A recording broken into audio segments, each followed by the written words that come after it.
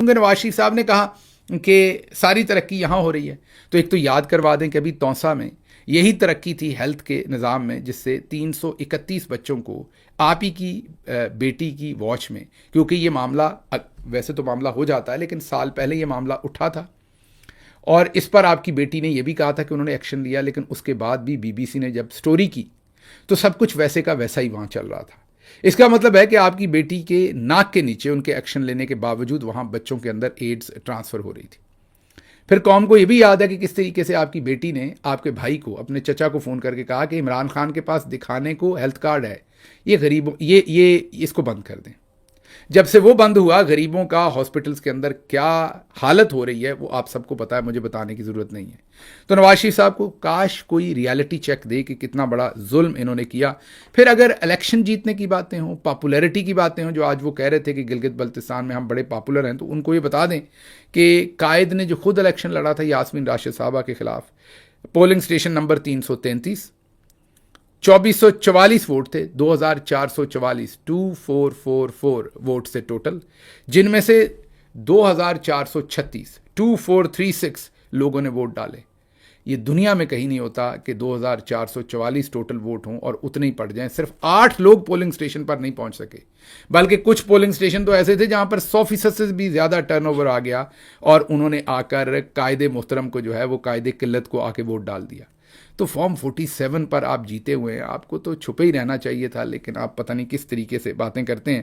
اتنا turn out تو جو ہے وہ شمالی کوریا میں نہیں آتا جتنا آپ نے الیکشن میں لا کے اپنے آپ کو جتایا۔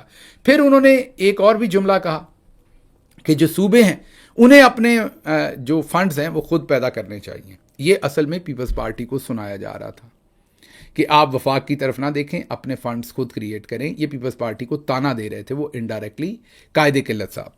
آگے پھر ظاہر ہے انہوں نے اور بھی بہت ساری باتیں کی کہ ہم لوگوں کے خلاف کام نہیں کرتے، ہم لوگوں کو بلیک میل نہیں کرتے۔ حالانکہ ان کی بیٹی تو ایپسٹین کے بعد، اگر دنیا کے بعد، جیسے ایپسٹین نے اپنی فائلز اور اپنے ویڈیوز بنا کے رکھی تھیں، اس کے علاوہ اگر کسی کے پاس ہیں تو وہ تو ہماری باجی ہیں، انہی کے پاس لوگوں کی ویڈیوز ہیں، اور وہ تو دھڑلے کے ساتھ کہتی رہی ہیں کہ میرے پاس سب کی گندی ویڈیوز ہیں اور وہ میں چلا دوں گی اور پھر دیکھیے گا کیا ہوتا ہے۔ تو ایپسٹین کے بعد اگر کسی کے پاس ذخیرہ ہے تو وہ ہماری باجی مریم کے پاس ہی ہے۔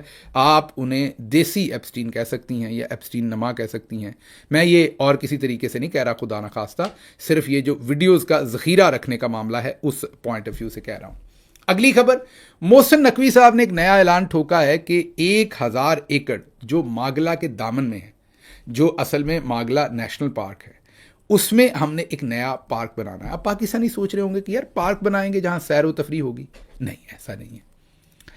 یہ ایسے ہی ہے جیسے آپ پنجاب کے طول و عرض میں چھوٹے چھوٹے شہروں میں محلے کا نام ہوتا ہے گلشن پارک، اس میں جاتے ہیں، نالیوں کے اندر جو ہے وہ گند بھرا ہوتا ہے، کوئی سولنگ نہیں ہوتی، گٹروں کا پانی سڑکوں میں کھڑا ہوتا ہے۔ کہنے کا مطلب یہ کہ وہاں کہیں پارک نہیں ہوتا، بس اس سوسائٹی کا نام گلشن پارک ہوتا ہے یا کوئی اور پارک ہوتا ہے۔ ایسے ہی یہ نام میں پارک ایڈ کیا ہے، اصل میں انہوں نے یہاں ایک کمرشل سینٹر بنانا ہے۔ یہ زمین اونے پونے اپنے انہوں نے لوگوں کو دینی ہے، لمبی دہاڑیاں لگانی ہے، درختوں کو کاٹنا ہے، یہاں پر انوائرمنٹ کی تباہی کرنی ہے۔ لیکن کہہ یہ کیا رہے ہیں؟